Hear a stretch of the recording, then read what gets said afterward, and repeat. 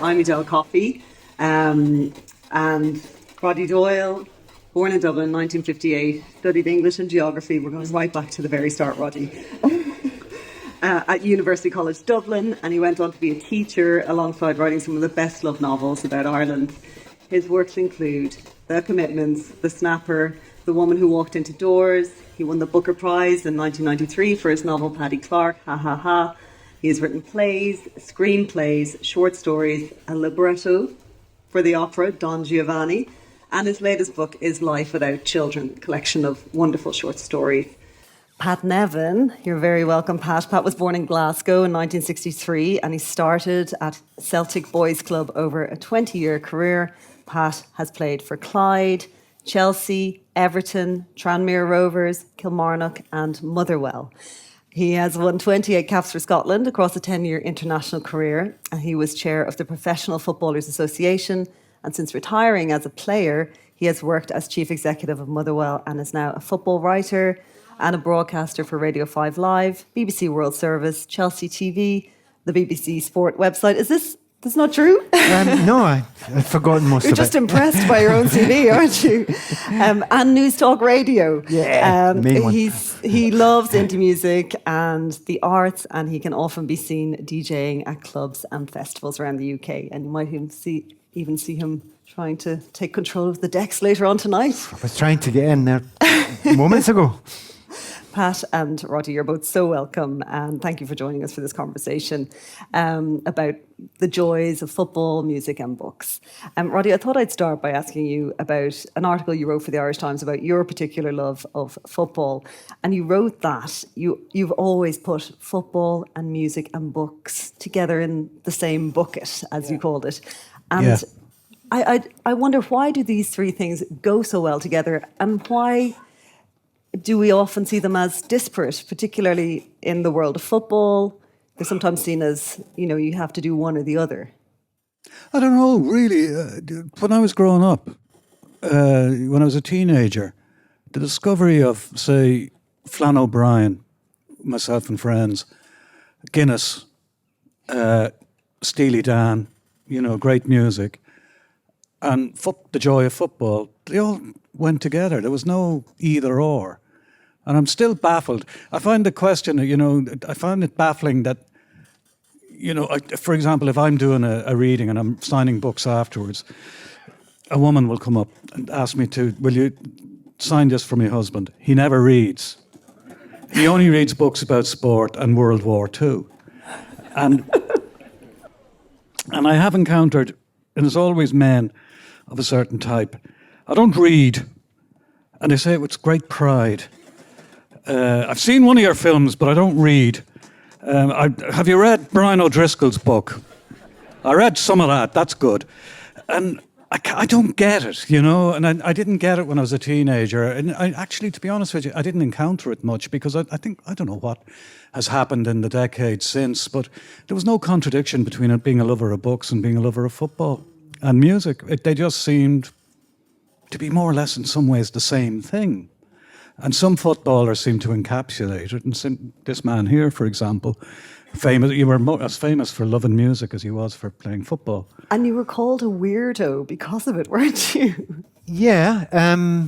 The odd thing is I was generally called weirdo by some of the players that I played with. And I thought I was the normal one. I mean, the whole point of this book that I'd written was basically, I'd been made to read some of the books that had been written. Some were well done about football, but many of them were dreadful, and I'd kind of disliked them intensely. The thing about, I'd looked at these books and they were football from an insider's perspective. They usually weren't, they were often ghosted, but I was very much an outsider inside this world. So I'm basically one of us stuck inside football, and boy, them calling me weird, I'm looking at 20 other people and thinking, no, you're all really weird. I'm normal. I read books. I'm into cinema, theatre, music, whatever.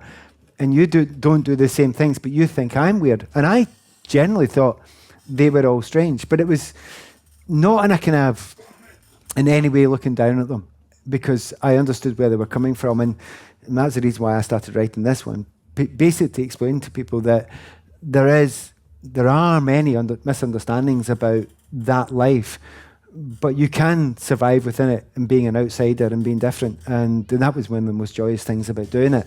And one of the real joyous things about being an outsider within that industry, or indeed any industry, is that when you've got people out with it who are accepting and understanding of you. And thanks for saying my book was quite nice, because it helped being an outsider. So yeah, I was considered a weirdo. But then I would ask many of you, think about your job and what you do.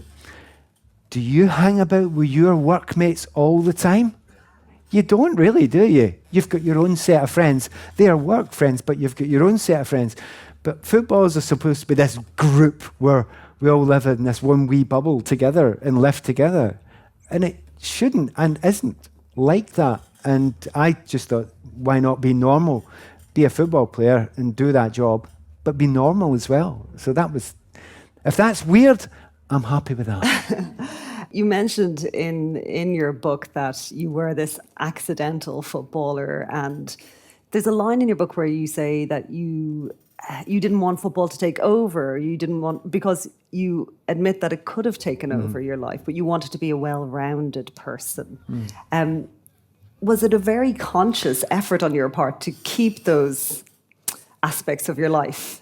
It was quite specifically deliberate. I mean, there's a line, which is a throwaway line, which I tried really hard not to be a footballer and failed, which is a kind of unusual line in the kind of world of football. But that sounds a bit arrogant. It's not arrogant. It's because I absolutely, passionately loved the game, loved the actual playing. You were asking the question to Roddy there about books and about various other things. It was the pure creativity that I loved about football. That was what I loved more than anything else. That you could create something out of nothing, do something that entertained, and entertained yourself to some degree, I will admit, but entertained people, made people happy. Now, I'm dying to have a word with Roddy about, because you did the Roy Keane book. I'm suspecting that's not a phrase he used very often. Well, it's on the list, but let's jump in. Come on.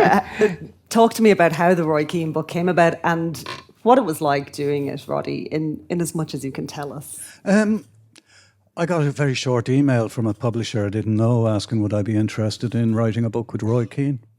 Completely out of the blue. 3.5 lines. I have a feeling it was a Friday afternoon, but maybe it just is the type of email that would arrive on a Friday afternoon, so I'm not altogether certain. So I had just started a new novel, but I hadn't got dug into it, so the timing was very good, so I thought, would I be interested in writing what was a book your with initial reaction to that as a football fan? I thought it was somebody spoofing me. I thought it was I had a friend, unfortunately dead, who was a Manchester United supporter, and I half thought it was him. But I thought, well, no, he ran an off licence and they're pretty busy on a Friday afternoon. So I thought, no, he's not acting the maggot. So I had a look, and I had a look at the publisher's name, and he really existed. So I thought, yeah, I gave it a bit of thought, and I wrote back, yeah. And myself and Roy met. He was over in Dublin doing FAI business, as it was. And we met, and I think in about an hour's conversation, we persuaded ourselves that we'd like to do it, because I said that what I wanted was to try and capture him on the page, the way he communicates, and I'd stay out of it, well out of it. And that he'd have to do the work insofar as he'd have to give his own descriptions of what was going on. And he got that, and he liked it. And we got on, we got on very well. So eventually, anyway, we got working on it. It was very intense because I think it was about 5 months we had to... I'm not surprised to hear that your work with Roy Keane was very intense. Oh, no, meeting Roy was brilliant. I mean, I'd happily sit and talk to Roy for the rest of my life in some ways. No, he was a really, really, really, really nice guy. Really, really pleasant fella. And were you apprehensive at all about, all well, the stories? Well, I would be, of course. I'd be apprehensive. I'm a novelist, so I just spend my time at home kind of lying to the page, making up stories about people who don't really exist. So I'm never looking over my shoulder. So it would have been... I wondered the first time we were meeting, I can't remember whether it was Manchester or he came to Dublin, I can't remember. And I was thinking, what if it doesn't work out? What if he's a pain in the arse? What if he changed his mind?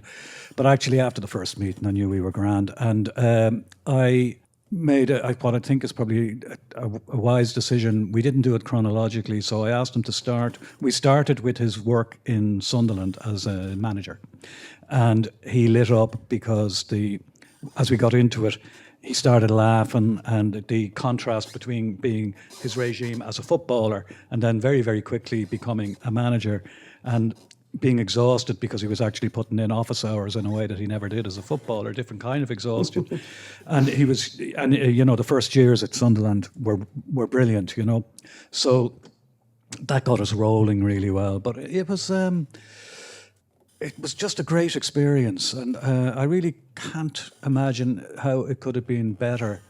And I wasn't in the least bit kind of worried about, the mythology about him. I didn't care really, and I didn't, there was nothing of that when I met him, and there was never any of that. And I think it was just great. And actually, it was a 7-hour day, 12 hours a day to get it done on time. But actually, as a lifetime lover of football, to be writing a book with one of the outstanding footballers of any generation, really, was a kind of warped holiday, really. Well, was there a kind of excitement about it? And also to be writing something that was different to writing novels, I assume. Yeah. I was a slave to his words. I couldn't make anything up. And we went through it all very carefully. I've been working with Kelly Harrington now, the boxer, and we've been doing it the exact same way, going through it line by line, and that's yours, you're happy with that. And Roy would come in with notes, and, he'd add to it a lot, and he said, don't like this word, and can we change it to that word? And, it was in that sense, it was a literary experience, because it was all about words. So it was great. It was really, really great. You've brought to mind this idea of enjoyment and doing what you love, because that's quite a big theme in your book, Pat. And we should mention your book is called The Accidental Footballer and came out last year, a memoir. In that book, and it's excellent. And it is excellent. In that book, you talk about playing football for the love and the fact that you loved being a footballer, but you didn't love the business of football. Or sorry, I should say you loved playing football rather than the business of football or being a footballer, being defined by that. And I wonder, and this is a question for both of you, writing often starts as a passion. Football often starts as a passion. When you start to do these things at a sort of career level, do you have to be careful to protect that that enthusiasm, that love, so that it doesn't become a job that you resent, or that it doesn't take the love of this thing that was born out of love? I think you actually make one of the most important points about any job that I've done. I certainly think creativity. If you do anything in life, and if it's a creative thing, be it writing, be it playing football, which is a creative thing if you are a creative player, if you do it through fear and you do it through wanting to get money, etc., I don't think you'll be quite as good at it. But if you do it through the love and the joy of it, I think you can be more open and more creative. Now, when that's looked upon from I'm going to say British point of view, that's sneered at. Or certainly was in my time. It was the big hoof chasing, kicking attitude. Whereas if you go and talk to the Latin players, the players from Brazil, the players of Argentina, they're allowed to talk about the beauty of the game. And if I would talk about the art and the beauty of the game, I was, obviously called gay for saying something like that. I mean, that's exactly the line you would get. But trying to explain to people, because I was very fortunate, I'd been brought up where I'd seen absolute beauty within it. I mean, I love the ballet. I'm a fanatic of ballet. And there's nothing wrong with saying, but beautiful ballet, and then watching Johann Cruyff. It's balletic. It is beautiful. It is creative. And you can see it. And when you're looking out for it, you can see those sort of things. It is absolutely fabulous. So yeah, I didn't want to be a footballer. I wanted to play football. But I wanted to make sure I never lost that love and that joy of it. And made a promise to myself, the minute I stopped having the joy and the love of it, I'd stop doing it and I'd do something else. And I was very fortunate. I'd been doing a degree beforehand. I could go back into teaching or whatever that I'd been doing before. But it isn't easy. It comes harder. Your family, there are things that there's people that rely on you. There are difficulties, and that isn't easy to do. At the moment, I'm writing and have that initial love and joy of it, and can do it for that reason, but it may well not survive. It may. Roddy, tell me, does it survive? Can you keep doing it for the love of it? No, it's downhill from here on. But I do, but that's why. And if you can do anything like that, and we had a chat before, and various people I've talked to in various industries, be the filmmakers, be the musicians, they will often talk about, trying to keep that pure love of the art of it. But as soon as you say football, people have already got an image in their mind. People have decided, oh, football. And the two things I hated most through the career was the two attitudes I got. And the two attitudes were just diametrically opposite. It's, what do you do? Oh, you play football. Oh, really? Look down on you. And the other one was, what do you do? I play football. And they go, oh, wow. And I didn't want either of them. You just wanted something in the middle and people to take you as a normal human being. And we are too often pigeonholed. And that was maybe one of the other things about writing that I was happy to do, is be able to show that the pigeonholing, not only of myself, but of some others, many others within that genre, is unfair. And it's worth listening to people first. Yeah, it's very reductive. Roddy, you're at a point in your career now where, accolades are there, you've proved yourself time and time again, and you clearly do love writing. But has it changed over the years from, the early days when you were writing and teaching maybe to... Not really, no. The angle has changed because I'm older, much older. So I look, if it's a camera angle, I'm looking at the world from a different angle, and I'm looking over my shoulder a bit because there's so much living behind me, 6.5 decades behind me, that I use that in a way that I wouldn't have done when I was a much younger man, because life was about going forward all the time. And I think the key for me as a writer is to use, if you like, if it's a car, bend one of the rear view mirrors so you can't use it, but use the other one. And if you could possibly use the other one to look into the future, to drive the energy for writing. And that's, I'm working on a novel at the moment, and I feel the same way as I would as it begins to take form in front of me, as I've always felt, And what is that? Is that excitement? Is it certain excitement, and there will be a point in it when I fucking hate it, and I think, Jesus, that means you're nearly done. It's perfectly normal, you're probably somewhere near 2/3 finished, but you don't know that, or I don't, because I've never planned meticulously.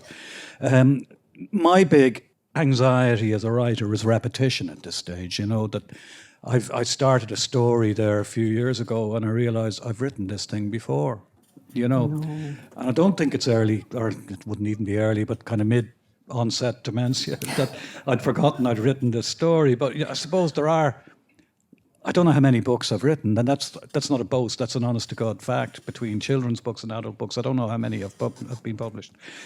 And so that worries me a little bit. Not so much running out of ideas, but being stuck in some sort of a rut that I'm not even aware of, So I always try to come at it at a fresh angle. But the energy, whenever I sit down, either I'm working on a script or working on a novel, it's still exactly as I felt it, say, 35 years ago. Yeah, definitely still the same. It's a bit about anything to do with the arts, really. This morning I heard... a piece of jazz music by Don Ellis. It was the Don Ellis Orchestra, a record released in 1967 called Electric Bath. I'd never heard it before, but it just, at that time, it was set early in the morning, it felt like the best thing I'd ever heard in my life, and sometimes it's difficult to find the best thing you've ever heard in your life when you've heard so much. Do you know what I mean? And so it's easy to become, I think, a bit world weary. And sometimes if I was scouring the records, trying to find teenage kicks for the 64-year-old man, I'm not going to find it. So you go into a different gang of records to find something new and fresh that will appeal to the much older man. Does that make sense? Absolutely. So it's the same with the writing, I think. If I was trying to repeat whatever formula I accidentally fell on when I wrote, say, The Snapper. If I was trying to be the same person who wrote The Snapper, I'd be miserable because it's not possible. So I tried to be the writer I am now instead. And I don't know what that is, which is part of the job. That's where the stories come from, you know? You mentioned Teenage Kicks, which brings me smoothly onto John Peel. Pat, you were famous for loving music, and Roddy, you've got encyclopedic knowledge of music too, which is why we're here talking about these things. But Pat, I wanted to talk, or get you to tell us a little bit about your time. One of the reasons you thought it would be good to sign for Chelsea was because it would take you down to London, where John Peel was and where all the bands were playing, or more bands were playing, I suppose. Can you just talk to us a little bit about how you met John Peel and what you ended up doing for him and with him? Well, the odd thing was, and I think there are some people from Ireland here, aren't there, right? Like, so Scots, we're kind of the same. See, if you go to London, it's this big, weird, strange place. It's the centre. It's like this huge pulsating brain in the orb in the centre of the universe, right? And if you go there, you think, I'll maybe meet so-and-so and so-and-so. Because if you're a kid, particularly a teenager, you think that's where it all is. And when I signed for Chelsea, I remember going down in the train thinking, I might bump into John Peel. Wouldn't that be amazing? Like my hero. Because I'd spent all this sort of last 4 or 5 years listening to the Peel show, learning all about the music, and basically growing up with Peely there is like my best friend that I'd never met. But all you ever wanted to do is just maybe bump into him at a gig and say hi. And it was him more than anyone else. I mean, the idea, the concept of scoring a diving header against Arsenal to win 2-1, or a nice curved ball against Spurs to win, I did both of them things, but, that wasn't on my mind. What was on my mind is I wanted to meet Peely. And the odd thing was, when I did get down there, I started writing very early, and I was writing for the club newspaper. I was writing obviously I wouldn't write about football because I had limited knowledge. I wrote about music, and I just came up with the idea of, why don't I try and interview John Peel and I'll get to meet him. And I wrote him a letter. And as you did in those days, does anyone remember letters? I wrote him a letter and to say, I would like to interview you. I write for a little magazine in the west of London. I was very quaint about it. And he wrote back saying he was very busy. So I wrote then back to him and said, well, I was hoping to do it quite soon, because he said in the letter that he could maybe do it at some later date because he was busy. And I said, well, it would be nice if we could do it soon, because my team that I play for, Chelsea, oh dear, is playing against your team, Liverpool, in a few weeks' time, and it'd be better if I could. And of course, is that the worst ever "do you know who I am" you have ever heard in your life? Anyway, John gave the call, and the gorgeous thing is we met up, we did the interview, and we just became mates. And it's the weirdest thing when you just become great friends with someone who you admired that much. But I wasn't kind of awestruck. It's kind of funny thing about football. When you watch football and you're growing up, I always admired these players. I'd been a Celtic supporter, so there was Kenny Dalglish and Danny McGrain and all these players. They were great players, right? And then I met them. But I wasn't awestruck because that was almost a third person. The person I saw on the pitch was one person. That was wow. But then you met him, it's just a guy. And the same with Peely, and because Peely was one of the loveliest men, and incredibly shy as well, and we shared one massive thing together. We were total outsiders in our industries, absolute outsiders. But we both did what we did for the pure love of it. And that, more than anything else, is what drew us together as friends really quickly. But then quite quickly through the year, John would be doing his show in the evenings, and I'd quite often come along, and I'd be writing the names of the bands down from like some Bulgarian folk band so that they could get their £5 from the BBC. And it was just heavenly to be in that kind of milieu, because he didn't hang about with that many people, that were famous. I wouldn't have hung about with the big fancy DJs. And it was just a lovely help. When you go to London, like we've all moved in, many of us have gone and spent time in England, and you need friends, you need a group, you need someone that you can rotate round. And I was very fortunate that out with the work. John was one of those people, and it was just fabulous to meet him. And have you got a moment for me to tell one story about, just for one moment? There's nothing got to do with the book, just off the top of my head. Number of years back, John's wife, Sheila, phoned me, known as the pig to John. She phoned me up and says, "You coming to his birthday party?" He had a birthday party every 5 years. I don't know if it was just a DJ thing, right? And I said, "Yes, I'll be there." And my wife standing beside me, she's going, "What are you talking about? It's 2 weeks' time." And I'd organised a golf tournament for charity on the Saturday and the Sunday, and his party was on the Saturday night. Problem was the golf thing was in Scotland, and his party was in Suffolk, which is Ipswich, which is the end of the planet as far as we're concerned. And I said to my wife, I don't care, I just have to be there. And she goes, "You're mad." I mean, and I'm not one of these wealthy footballers. And I said, I'll hire a plane if I have to. I just have to be there. I don't know what it is. She was going, "You're mad. You're just stupid." So eventually I played the game of golf for the charity in the morning, was on a plane at 1 o'clock from Edinburgh Airport, got to Stansted, got a car to take me to Suffolk, was in time for the party at 8 o'clock. My favourite band of the time was playing that night. It was a most brilliant night. John was in great form. Favourite band was Camera Obscura, by the way, in case anyone asked. And at 12 o'clock, before I turned into a pumpkin, I was back on a car, 2 or 3 hours sleep, fly back up. I was on the golf course at 9 o'clock in the morning. Right, so I'd done it all, and it was really good. And it was fantastic. It was the most beautiful night. John died 3 weeks later. Oh. And I've never done anything like it in my life. And I've never known why I did it. And I'm not actually a particularly religious or spiritual person. But I had to do it. And it's just the most extraordinary thing. And the next time I was down for John's funeral. No. But it was a wonderful, wonderful man to hear. Sorry to share that with you. No, that's a lovely story. I want to talk to you a bit about music as well, Roddy. Obviously, you know so much about it, and the commitments people will be really familiar with, as you know, as well as being an incredible story, has so much musical knowledge just threaded all the way through.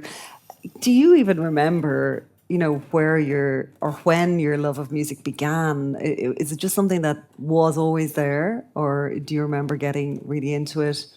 I remember my father coming home with a record player. It's great. One of the great things about being the age I am, I remember the first television coming into the house. I remember being in my mother's side of the family in houses in Wexford that had no electricity. And they weren't poor people. They just had no electricity. So it's really, from a writing point, it's useful to know that. But my dad came home with an old mono record player and 2 records, the soundtrack of South Pacific and Nat King Cole's greatest hits. And I just thought it was magical. Even back then, I don't know what age I was, I thought the South Pacific stuff was a bit shite. But I thought Nat King Cole was Nat King Cole. I thought he was just brilliant. And I loved the mechanics of it, you know, just looking at the record going round and round and round. I had older sisters and they started buying singles. And you're listening to these things, and it's only years later you realise you're listening to some of the best music and some of the worst music. And as I got older, then I decided there's no real difference. You know, it's all great.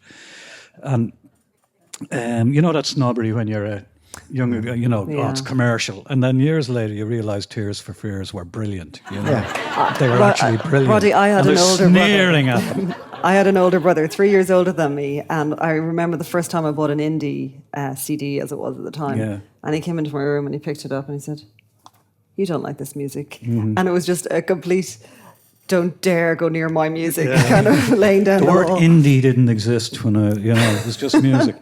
And it was all sorts of stuff. Like my father played Paul Robeson, who I still love, you know, and the Dubliners and stuff. And years later, I thought, I really do like the Dubliners. And they still inspire me in terms of telling a story, you know, not just... I love the idea of planting music in stories, you know. So... What do you mean by that? Well, for example, in The Woman Who Walked Into Doors, there are key moments in her life and she associates it with a piece of music. And she's not the only person on the planet who does that. We all do that. It was easier, I think, there was a time when there was a piece of music, say a song that was number 1 or 2 in the charts and everybody knew it. Now, because it's all dissipated and it's all over on the other hand, I certainly from my own children, listening to what they don't have any boundaries insofar as they listen to things that were recorded in the 70s and the 50s. They don't, they're not as hemmed in or as self-conscious about being cool or hip. They just listen, as far as I can make out, to music they like. So I like to park music. I'm working on a television series at the moment, and really part of me just wants to do it, to have a country and western song at the end of each episode. So I'm quite happy to put the work in to get to the end of the episode, so I can then do a bit of listening to Hank Williams and people like that, just to put a song at the end of each for the credits. So it's the music, the love of music has always been there. And then I began to read about it, and it was the golden age of the New Musical Express, for example, and great writers are there writing about great music. And then I realized, there's books about music, so I started reading them as well. So by the time I started writing The Commitments, I'd read a lot about the musicians and the producers and the entrepreneurs who put all this stuff out into the world, the great and the good and the awful, and it was just. It was kind of like it wasn't so much that I thought, I know all this stuff, because I don't think I know an awful lot. I think I felt a lot, And I just thought, well, I'll superimpose all this stuff on Dublin and see how it works out. So, but one of the problems now is that, when earlier books, you get the permissions to, and it might be a $5 for 2 lines of a song or a tenner. That stopped. It costs a fortune to quote music now. So I kind of don't do it much anymore, because the writer has to pay for it as well, at one level. But it's greedy, Yeah. It's a pity. Well, Pat, I wonder if that's inspired by the fact that they can't earn any money selling records now. I don't think the musicians are getting any of it, to be honest with you. Pat, you use song titles for your chapters in your book. Did you encounter this at all? I loved the idea of leaving little jokes or messages in all the titles. To be fair, I don't think that many people got some of the jokes. like one of them, there's a track there's a band called Spook School. They're a punky indie band like the Undertones meets Belle and Sebastian, but they've got fabulous tunes. They saw that. They've got tunes of ABBA, right? They're brilliant. Okay, if they were 20 years ago, I promise you they would be known everywhere in the world. But because the style has changed, things have moved on and unknown, right? So they're wonderful. I get a wee bit excited when I talk about bands, by the way, but they're wonderful, right? But they've got a track, and it's called. The track is about I don't listen to you, right? It's called something, I don't listen to you, right? And you think, well, what's that got to do with the chapter? Because all the chapters are named after songs. You have to listen to the second line, which because you won't listen because you're too drunk to remember. And it's about Howard Kendall being pissed all the time. So you need to kind of know the joke and learn it a wee bit. But and a lot of them are a bit like what Roddy's saying there. I want to stick a wee bit of that in your head. I want it to be an earworm while you're reading it. Like, do you remember the first that actually time? happened with me. Did it? Like, Well, I'm singing them as I was reading. I wanted to put earworms in. And also there's one other big thing about it. And it's the biggest thing. It's the sharing. I want you, I like that song. Oh, that's a Bowie one. I know that one. Oh, but who's that? And if you read it and you think, well, I'll go and listen to it. And that is one of the greatest joys in music, not what you get yourself, but the sharing of it. That sharing of mixtapes and all that sort of stuff we did. I still want to do it. And I sat this afternoon, and actually had for the next book, I've actually got the last 3 titles and I'm doing exactly the same thing there. And it is handing them on. It's passing them on. So you talked about Teenage Kicks. Have you heard New Dad from Galway? They're great. They've got a track called I Don't Recognise You. I think you'll like it. what are they called? New Dad. New Dad. Great From name. Galway, they're great. Right? So, yeah. Oh, that's great. It's I hope I remember that. Now. It's the opposite of old dad. I hope I remember that too. We're running out of time so fast, and I do want to open up to you guys so you can ask Roddy and Pat the questions that I'm sure you're dying to ask them. But we haven't spoken about literature and books yet, and I suppose what we're talking about here tonight is passion and obsession and love for things that bring beauty or that we recognise as beautiful or that make us feel something. Do you want to talk a little bit about literature? The first things you mentioned, Flann O'Brien, like the first things that really moved your interest in literature from, say, where we all begin with, short stories, small stories for kids, and into something that you're exploring yourself then? I was late reading because I couldn't read, and my mother realised it, and she taught me to read. So I have vivid memories of learning to read, which is quite precious, So once I got the hang of it, I just took off, and I'd never go anywhere without a book, still. And I think it really, it clicked. I read a lot of books when I was a kid. When I was a teenager, I read Catch-22, and at this point, I wonder has he written more books? And I think it sounds a bit daft, but it was at that point where I realised, these books are written by people. They don't just land on the shelves in the library. They're written by people. So I went looking for another book by Joseph Heller, and there wasn't one at the time. And I remember being slightly devastated that there wasn't another. He hadn't written another book. He was writing one, I think, when I was looking. And it came, Something Happens, I think it's called. And then there were another few after that, But it's when I think I realised that people wrote the books. Despite the fact that, I might have been in the school and the Christian brother had said, somebody wrote this. I think being a Christian brother, I just didn't believe him, I think, probably. And that's where it clicked, really, that this was the result of labour. And it's not all that, you see a glorious, those of us who love football, a glorious free kick, an incredible thing, you just wonder, how's that? And sometimes you thought that it is something like performance art. You will never, ever see that again, except on recording. But when you're there in a stadium or even watching it on telly, and you see this moment, it's incredible. But then you don't realise that quite possibly the guy who just scored the goal stayed behind after training meticulously, and did it again and again and again and again, and that's where the art is, isn't it? So it's the same when I realised that people produce, men and women produce literature. They produce this work that I fell in love with it, really, and I still do. I still I go out of my way to see if I can find stuff that I've never heard of, and just try to give it the same attention and the same love and joy that I've always had. Try to. And Roddy, was there recognition at that point, say, where you're like, okay, people write these books and they spend time doing it and they get better and they practice?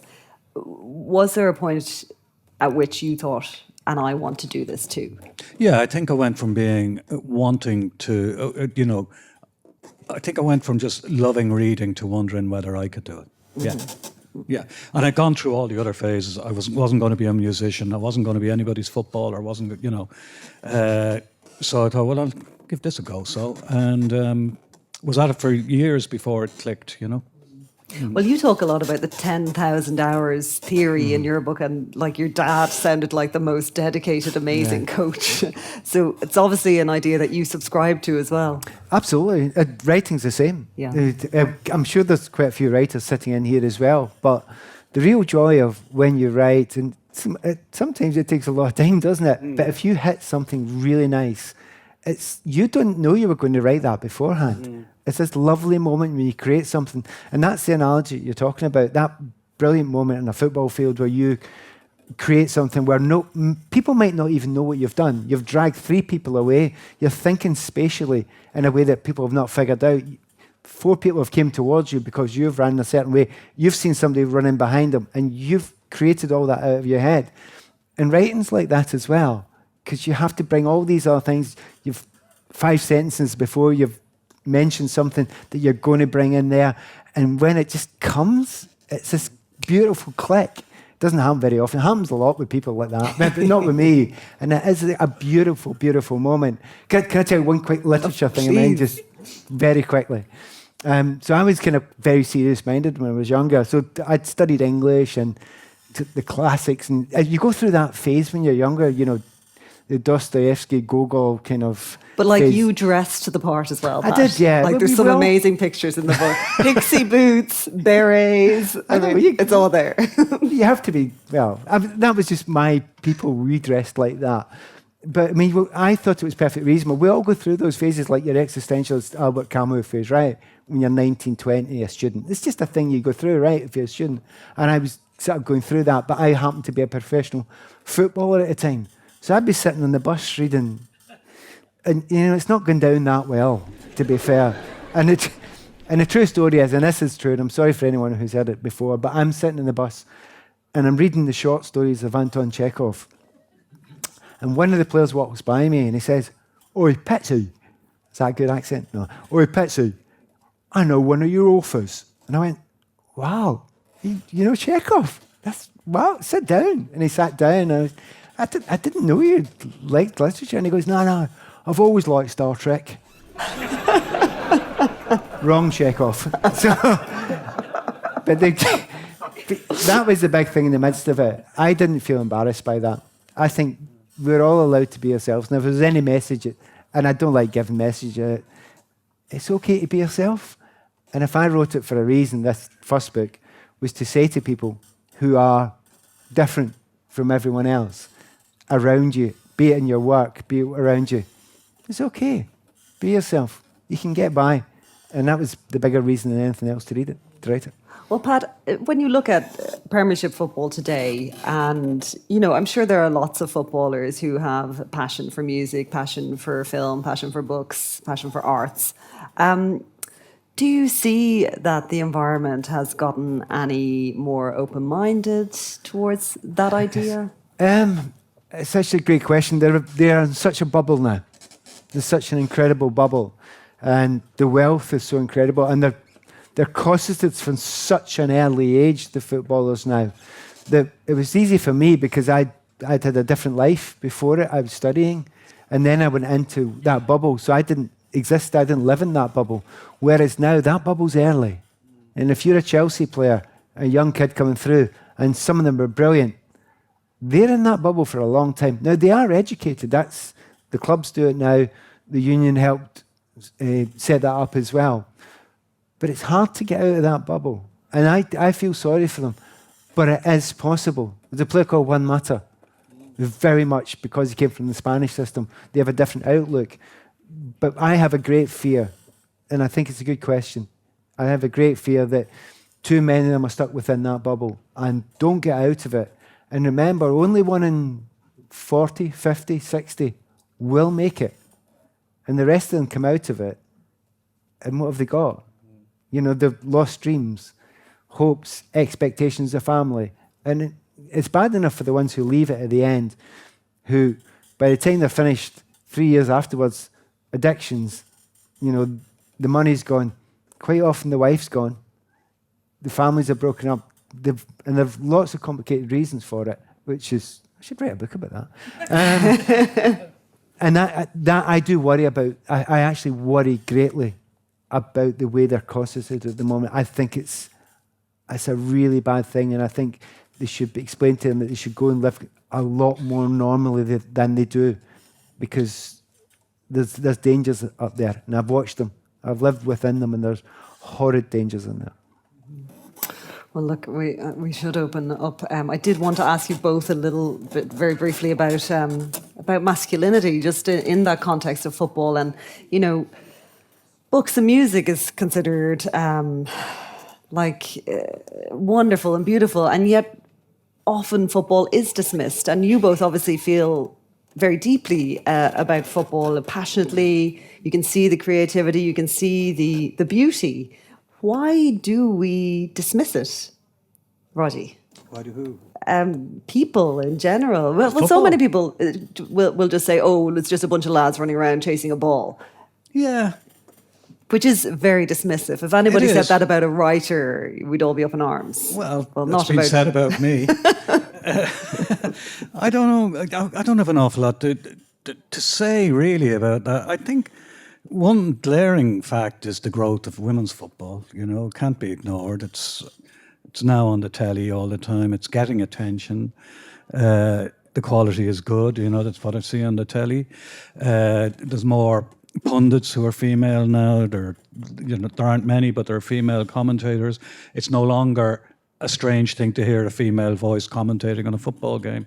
So things are slowly changing, and I think golf is a total... Sorry, Pat, but I think golf just strikes me as being such a total wasted time. And the guys who talk about it, like we've been hearing a lot of it on the radio recently, the most charmless bunch of, even the ones who are on the right side of this debate, the most charmless, boring bunch of dickheads you could possibly meet. And I'm sure I'm deeply upset with people who love golf. So I suppose if people don't like football, grand, because... You don't like golf. I don't like golf. So you win some, you lose some. So I'm supposed to make an argument for golf here. Can I make just for the sake of it, right? I'll make an argument for golf. I'm not a big golf fan. I play a bit. I'd never played a game before I was 25 years of age, right? But in Scotland, golf is a people's game. It is, and it is the people's game. It's not posh. It's not snobbish. There's some snooty clubs around the place, but it is the people's game. So everyone just turns up in a pair of jeans and smacks the ball about and has a bit of a laugh. So we've got a different attitude. My first ever game of golf was actually in the old course in St Andrews, right? Which is a weird place to have your first ever hit on a golf course. But the weird thing about it is, and this is the big sell, and I'm not going to get through to you, but I'm going to try. The big sell. I've never ever been under analysis. I've never had to go to the psychologist, psychiatrist, anyone. I play golf. After 2 holes, every other thing in your mind and in your life disappears. It's like a lot of people talk about when they swim underwater. A lot of people have got a thing. Oddly enough, for all the pitfalls and downsides of it, and yes, the assholes, and there are a few, actually, it's about what you do with the sport. And it's like what you do with the music. That's why we're not snobbish about music. As we get older, it's what you do with it is the important thing. Did it work? Did it work? Yeah, Grant, but the clothes are shite, though, aren't they? Could you imagine me wearing? I couldn't know. And absolutely. I mean, there's a stupidity around it, but yeah, I was only making that argument for the point. Don't know if I believe it. Valiant. Thank you, Pat Nevin. Thank you, Roddy Doyle. You're both going to sign books. We are going to open the floor for questions now. Oh, loads of questions. We've got a mic, so wait till the microphone comes to you, please, so we can all hear you. Thank you. Is there a direction that you want to see, particularly in punditry and journalism for football, that you want to see the voice coming from? And the reason I bring this up is because traditionally we've been reading and listening to journalists and professional pundits from older times, whereas now a lot of the voices that we're hearing in modern sport are former players, people that don't have experience in knowing how to communicate or write, but they know the game very well, of course. I mean, is there one angle of kind of punditry and journalism that is better than the other? I think one of the interesting things, it's not interesting necessarily in a good way from my perspective for the last 20 years or so, that sport on television, football on television is presented for middle-aged men who fancy themselves as managers.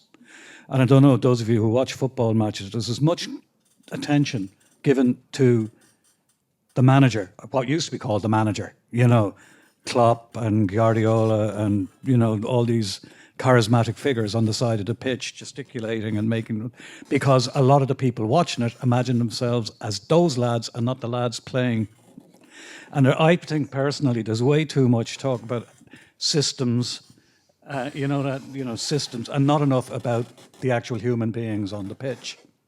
It's geared towards older men, actually, in many ways, and not the younger people who would be playing. So I'd be really I do like ex-footballers talking about football, but I wondered, is it possible to have current footballers talking about football?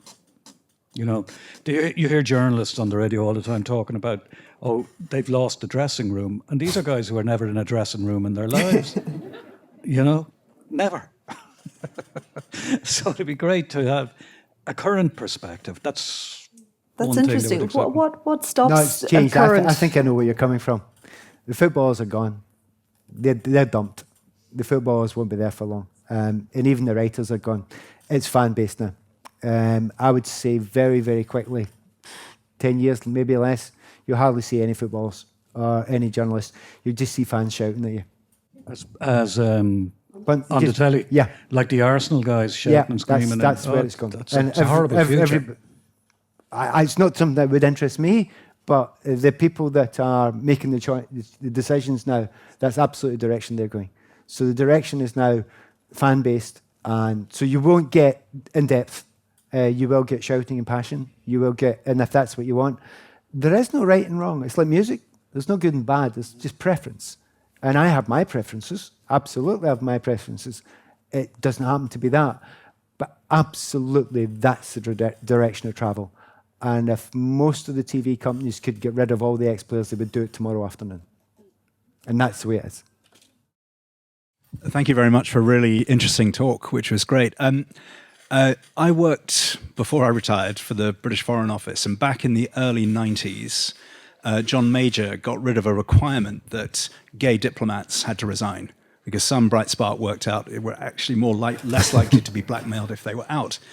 30 years later, we've got the first openly, well, maybe the second openly gay footballer, but a young guy, Jake Daniels, at Blackpool.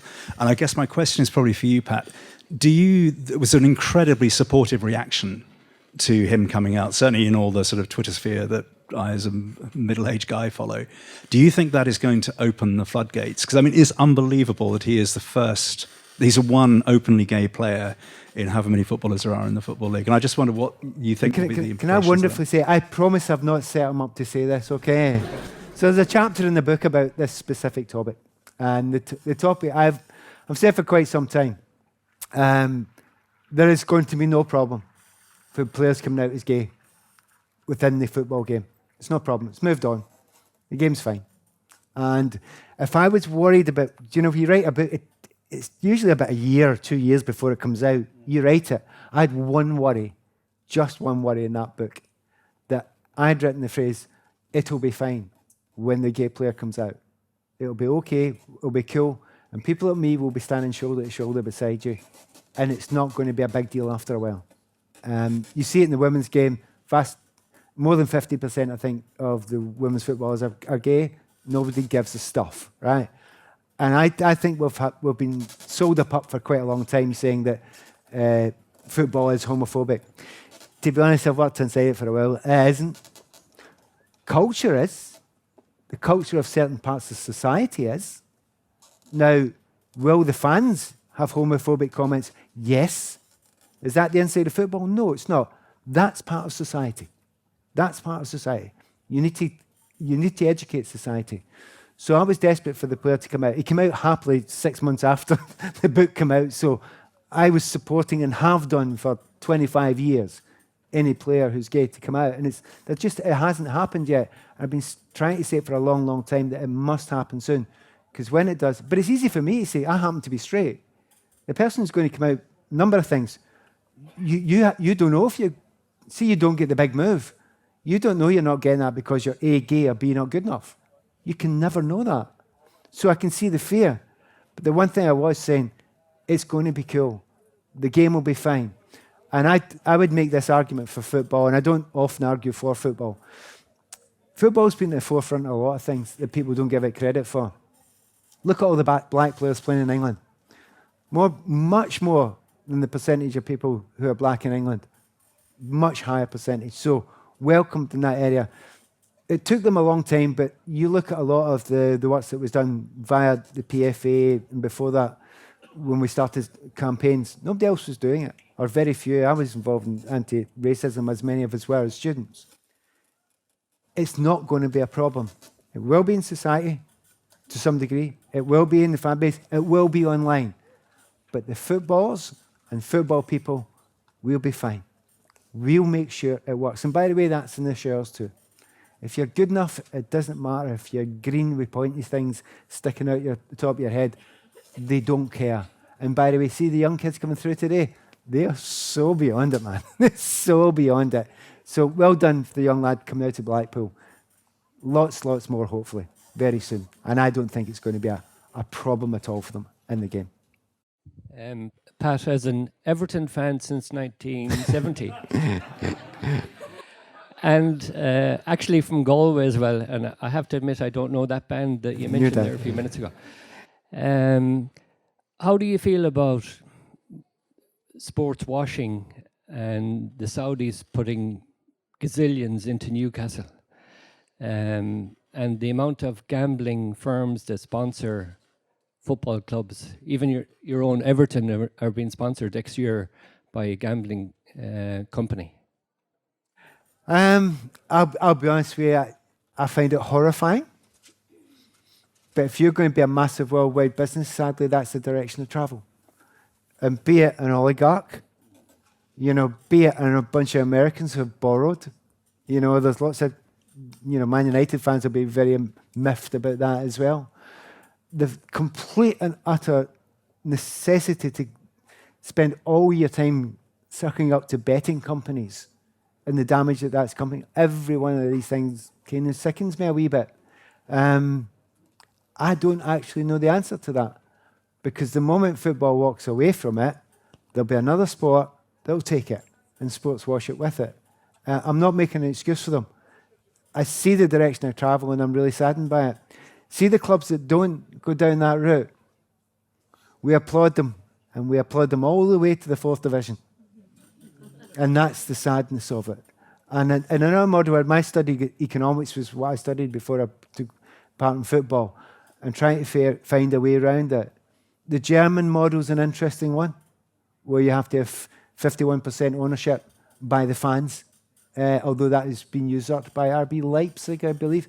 But that's one way. But have a look at what is the biggest league in the world. Have a look at the league where all the top players are going for. Have a look at the league that gets a team in the Champions League final every year. And by the way, before you get too uppity about Real Madrid and Barcelona, have a look at their debts as well and how they've abused their situation. So the whole sports washing, you choose the one you don't like. There's plenty of them. So whoever points to Chelsea, someone else will point to Man United, someone else will point to Man City, someone else will point to PSG, someone else will point to Real Madrid, and then someone else will point to your point, which is the betting firms. And every one of them, I'm not going to back them. I'm not going to say that's the right thing, because it's not. But I can't see a way around it. Okay. Thank you so much. I'm sorry we have to finish. Pat Nevin and Roddy Doyle, and thank you so much. Thank you. Thank you very much.